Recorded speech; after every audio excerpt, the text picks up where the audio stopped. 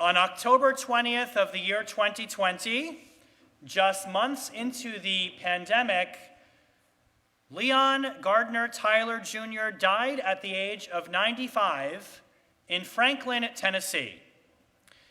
Now, today I mention him not because he lived a particularly storied life, or because he was an SEC football fan, no doubt, or because somehow he lived a life of profoundness worthy of our examination before the Isker service.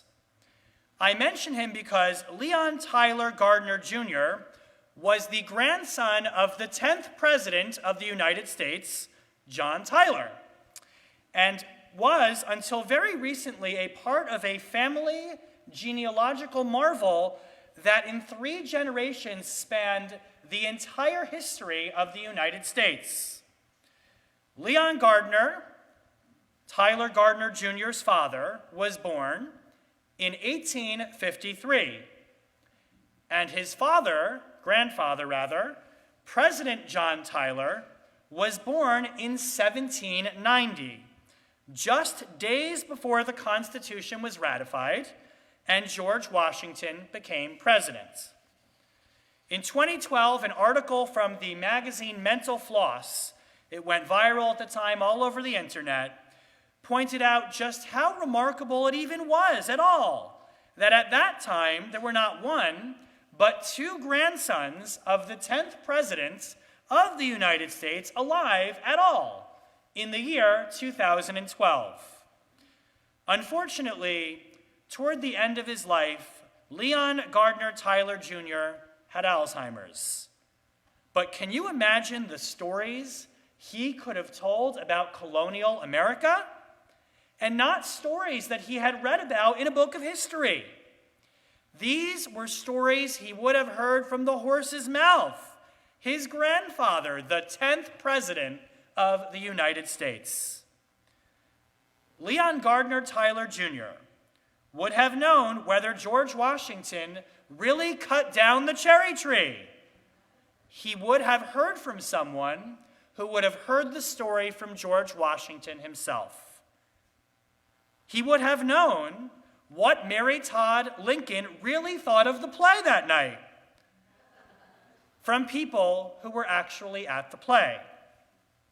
And he would have known those things not because he watched them in a documentary, but because he would have heard those stories from generation to generation in his own family.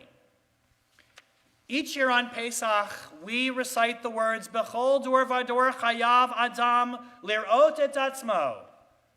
We say that in each and every generation, we are obligated to see ourselves, to place ourselves in the context as if we had come out of Egypt. The very word Haggadah means to tell a story. The Haggadah is a tool, a story that connects us to our past. At the Seder, we do our very best to place ourselves into that narrative, that tradition and that story that have been passed down, midor lador, from one generation to another. Think about it. Thousands of years after the Exodus with no direct connection, it is amazing that we are still telling that story. And yet, there is a tragedy each year at Pesach, and especially when we reach the end of the holiday and come to the Yisker Memorial Service. We look around the Seder table. We see who is there and who is not there. And although we have the story, we recognize Dayenu, the Haggadah is not enough. For years, no doubt, the Tyler family had its ancestors who could share stories of what the early days of America were really like. And no doubt, when each of us looks at the Seder table each and every year on Pesach, and when we come to Yisker and we think about our loved ones of blessed memory, we realize that we did too, and they are no longer with us. We remember the stories from our own family Haggadahs, the stories that came from Brooklyn, Montreal, Vidalia, Philadelphia, Macon, and the like. These are stories that as we look around our Seder table, we realize we will never hear again from someone who lived that very experience. We can only read about it in their Haggadah, in the stories in our minds. Writing in the Times of Israel, writer Abigail Russo reflects on how each year at Pesach, when she asks the Ma Nishtana, she started when she was a little girl, now she's in her 30s, she realizes what makes each night different than any other nights. She realizes what makes each Seder a little bit different than the one that came before it. Ma nishtana halayla hazeh mikol haleilot. It's that a generation is lost from the Seder each and every time one of those 4 questions get asked from year to year. Reflecting on the war in Ukraine, Russo recalls the stories of her grandparents who fought for Soviet Jewry's freedom, no longer there at the Seder to tell those stories.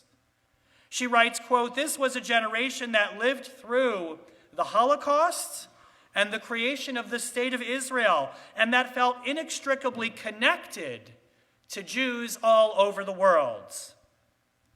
It was a generation, quote, of deep and abiding pride in seeing Judaism survive and thrive in the toughest of conditions.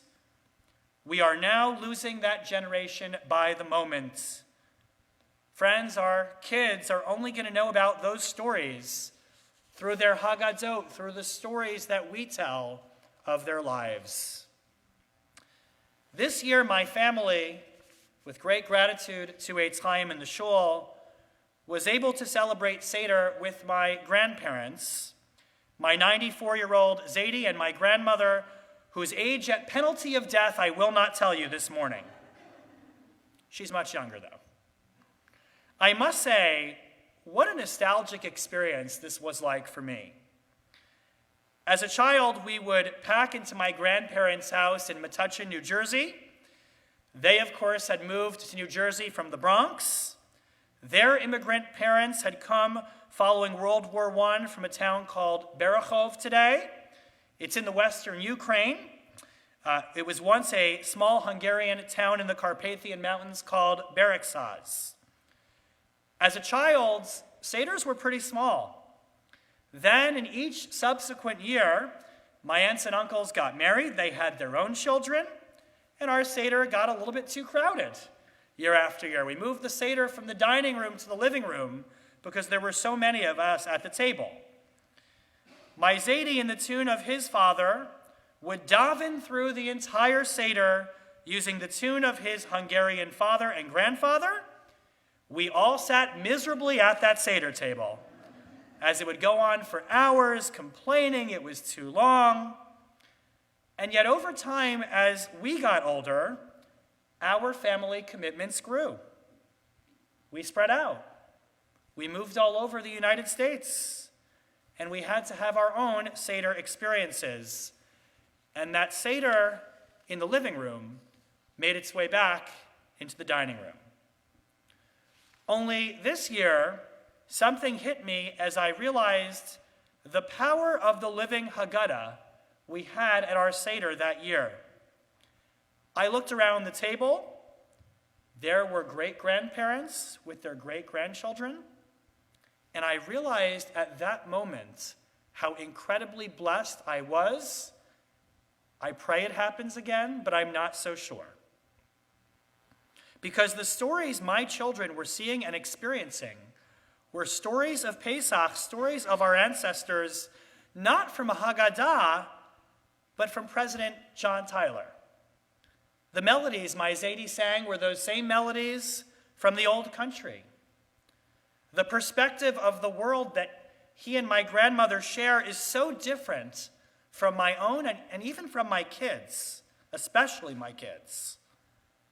His perspective is one that was a Yetziat Mitzrayim, not only an exodus from Egypt, but an exodus from Europe, from pogroms, and from world wars that no doubt your parents and grandparents and great-grandparents also experienced and shared over the years at your Seder tables. Each year, that's why when we sing Ma nishtana halayla hazeh mikol halelot, I know what's going to be different. We look at who is at the Seder table and who is no longer at the Seder table. And so we do our best when we come to Yizkor and at the Seder. We open our Haggadot. We do our best to try to recreate the part. We read and tell stories. We eat the same foods.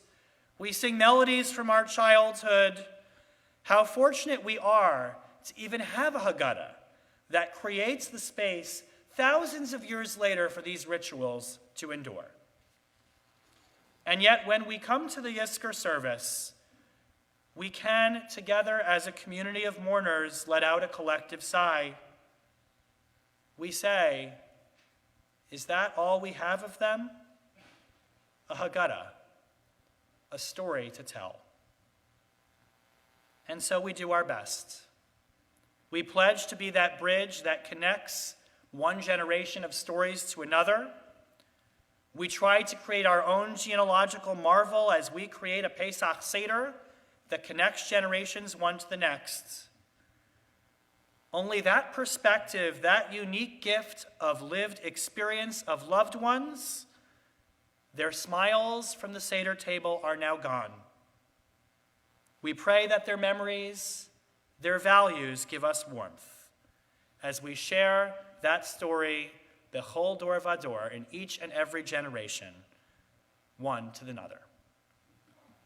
With that in mind, I'll ask everyone to please rise as we open the Ark for the Yizkor service.